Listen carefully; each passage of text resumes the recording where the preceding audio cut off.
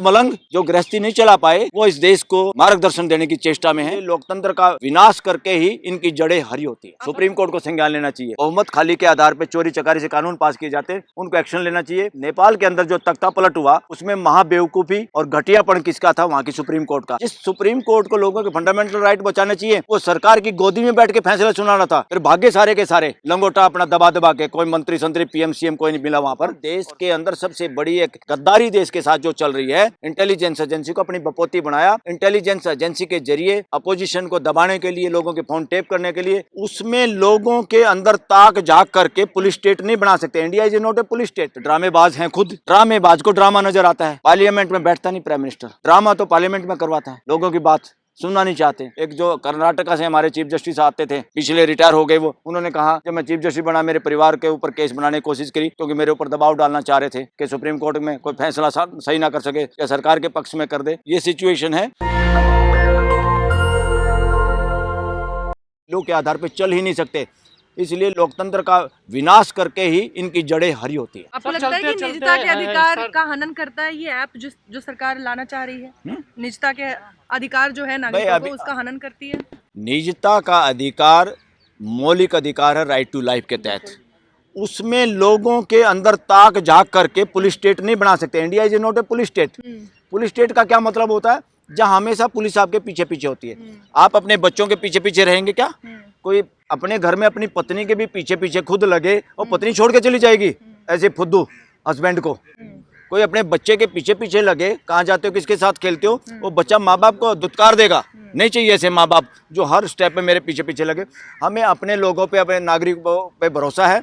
हर नागरिक मेरे से भी ज़्यादा समझदार है, ये प्राइम मिनिस्टर को खुद सोचना चाहिए। हर नागरिक हमारे से ज़्यादा चरित्रवान है, ये खुद प्राइम मिनिस्टर को सोचना चाहिए, एमपीओं को सोचना चाहिए। और बीजेपी के एमपी इस काम में दोषी होंगे अगर देश की निजता के चक्कर में अपनी आगामी सत्ता में बने रहने के लिए, टिकट लेने के लिए जितने एमएलए एमपी किसी भी पार्टी के हैं वो इस देश के साथ धोखा कर रहे हैं। उनको डिबेट करनी चाहिए, एक्सपर्ट से भी पूछना चाहिए, कानूनविदों से भी पूछना चाहिए।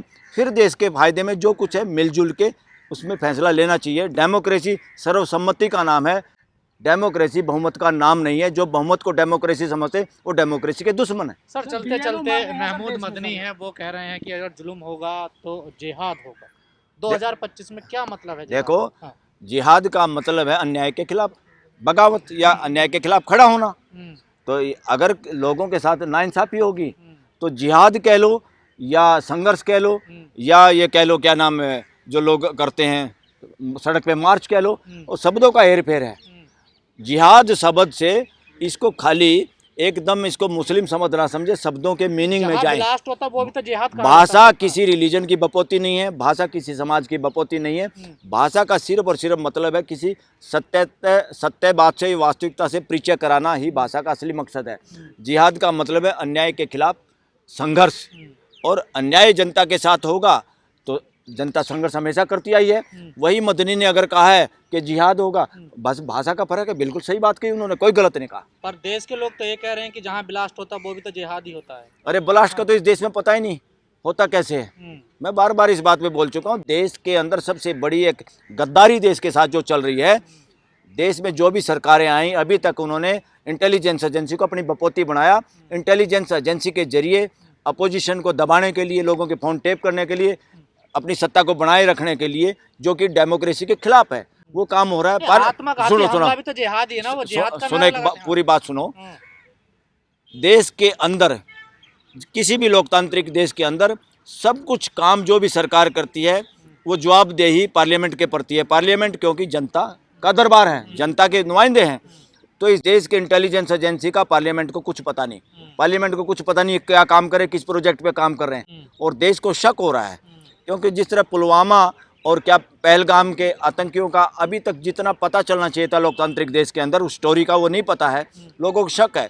इसलिए मैं तो बार बार इंटेलिजेंस एजेंसी के लोगों को कहता हूँ, भाई आप संविधान के तहत हैं, संविधान के प्रति हम सब समर्पित हैं। कोई सो कॉल्ड सरकार, कोई सीएम पीएम इनके प्रति कोई जवाबदेही होने की जरूरत नहीं अगर वो काम गलत कराते हैं। और आपको खुद इंटेलिजेंस एजेंसी की तरफ से, रिटायर्ड अफसरों की तरफ से बात आनी चाहिए कि हाँ, देश की इंटेलिजेंस एजेंसी को पार्लियामेंट के प्रति जवाबदेही होना चाहिए। और इसलिए देश को शक भी है, बहुत बार हमारे इंटेलिजेंस एजेंसी फोर्सेस का इलीगल तरीके से मिसयूज होता है, सरकारें करती हैं, गलत काम कराती हैं। इसलिए किसी भी देश में पुलिस, पैरामिलिट्री फोर्सेस या मिलिट्री के गोलियों से अगर इसी देश के बच्चे मारे जाते हैं किसी भी रूप में, उनको आप आतंकवादी कह लो, उनको आप नक्सलवादी कह लो, देशद्रोही कह लो, पाकिस्तानी कह लो, कुछ भी कह के, इस तरह से ये उतना ही दब्बा है देश के लोकतंत्र पे। लोकतंत्र के अंदर अपनी ही पुलिस के द्वारा अपने लोगों का मारा जाना ये सबसे बड़ा अपराध है लोकतंत्र के अंदर। जितने लोग जिस वक्त में मारे जाते हैं, समझो उतनी घटिया सरकार है, उतने ही घटिया लोग उस तंत्र में बैठे। साथ हैं आप? मदनी ने जो बात कही है, अन्याय के खिलाफ संघर्ष होता है, होता रहेगा, बिल्कुल 100% सही बात है। आप समर्थन में उनके? समर्थन क्या होता है, मैं तो बात कह रहा हूँ ना क्लियर। हमेशा न्याय के खिलाफ संघर्ष होता है। वो मदनी कह ले, बलराज मलिक कह ले, आप कह लो, कोई प्राइम मिनिस्टर भाषण में कह ले, हकीकत है ये कि जब भी अन्याय होगा, बच्चा ही घर में अपना बच्चा विरोध करता है, संघर्ष करता है, खिलाफ खड़ा हो जाता है। तो इस वजह से, और नेपाल में तो सारे परिवार मार दिया था कि शादी के चक्कर में, और बच्चे को शादी नहीं करने दी। वो पुराने ढर्रे पे चलना चाहते थे, उसकी मर्जी से उसने जब शादी नहीं करने दी और सारे माँ बाप लिटा दिए थे उसने, तो वो क्या था, वो जिहाद था, अन्याय के खिलाफ जिहाद था। और क्या होता है ये तो इस पे सुप्रीम कोर्ट को संज्ञान लेना चाहिए इस मुद्दे पे।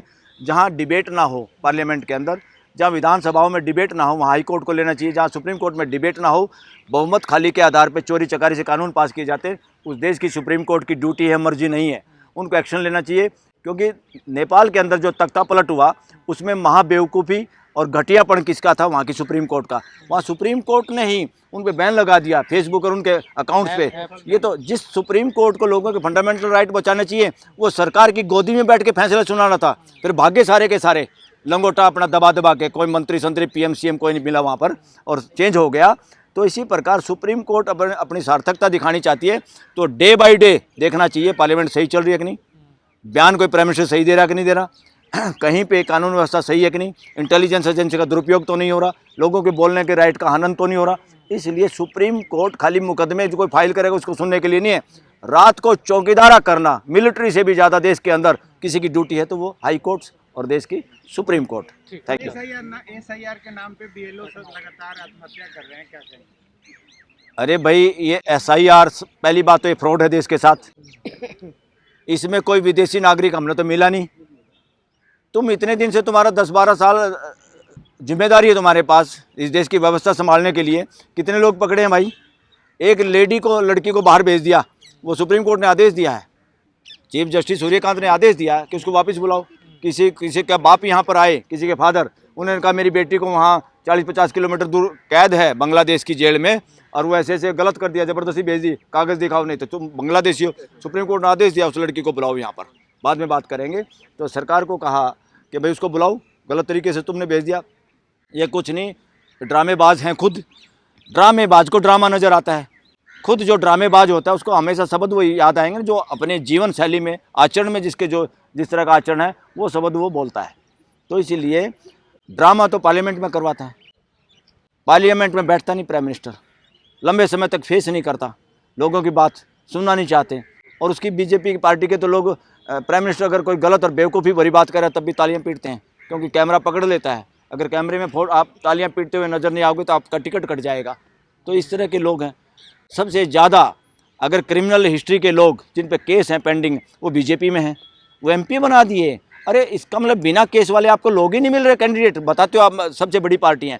लानत है सारी पॉलिटिकल पार्टीज़ पे कि क्रिमिनल हिस्ट्री के लोगों को आप टिकट देते हैं, पैसे और ठग लोगों को, जो रेत की खान, पहाड़ की खान के ठेकेदार हैं, जिन्होंने काला पैसा कमाया हुआ है, या वो अफसर जो घटिया रहे हैं आचरण में, जिन्होंने पैसा कमाया, सारे इस तरह के लोगों को बिठा के फिर उनसे चोरी चकारी करवाते हैं कि वो बोल नहीं पाता ना।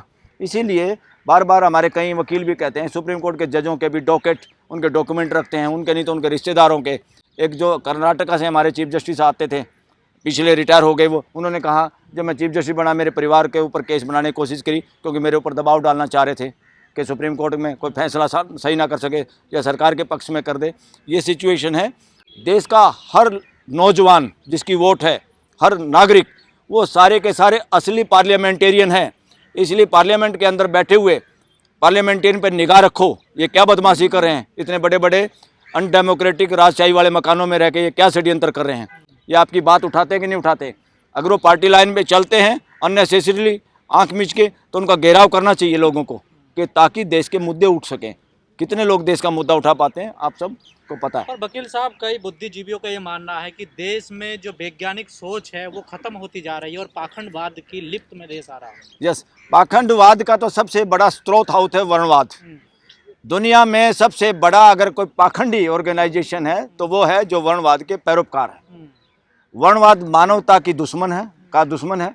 वर्णवाद सबसे बड़ा कैंसर है पूरी धरती पे, और वो इंडिया में। जब से वर्णवाद इस देश में अगर किसी का शासन है तो आज तक वो वर्णवाद का है, बशर्ते बेशक यहाँ डेमोक्रेसी है। आज तो डेमोक्रेसी में जो पार्टी व्यवस्था की संभालने के लिए जिम्मेदारी है वो वर्णवाद की पैदाइश है।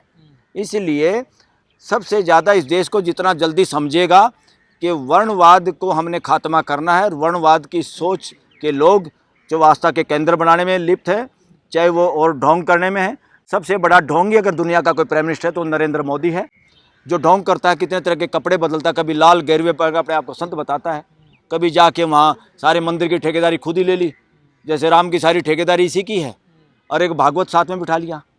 तो लोग मजाक मजाक में कहते हैं कि मलंग जो गृहस्थी नहीं चला पाए वो इस देश को मार्गदर्शन देने की चेष्टा में है, जो कि फेल होंगे। वह आस्था की दास्ता में देश को जगड़ना चाहते हैं, जो अच्छी बात नहीं है। ठीक है, धन्यवाद। नेशनल दस्तक की आपसे गुजारिश है कि अगर इसको बचाना चाहते हैं तो नेशनल दस्तक को सब्सक्राइब करने के लिए रेड कलर के सब्सक्राइब बटन को दबाएं, फिर बेल आइकन की घंटी दबाएं। नेशनल दस्तक को बचाने के लिए बहुत जरूरी है कि हर खबर को शेयर करें, लाइक करें, कमेंट जरूर करें।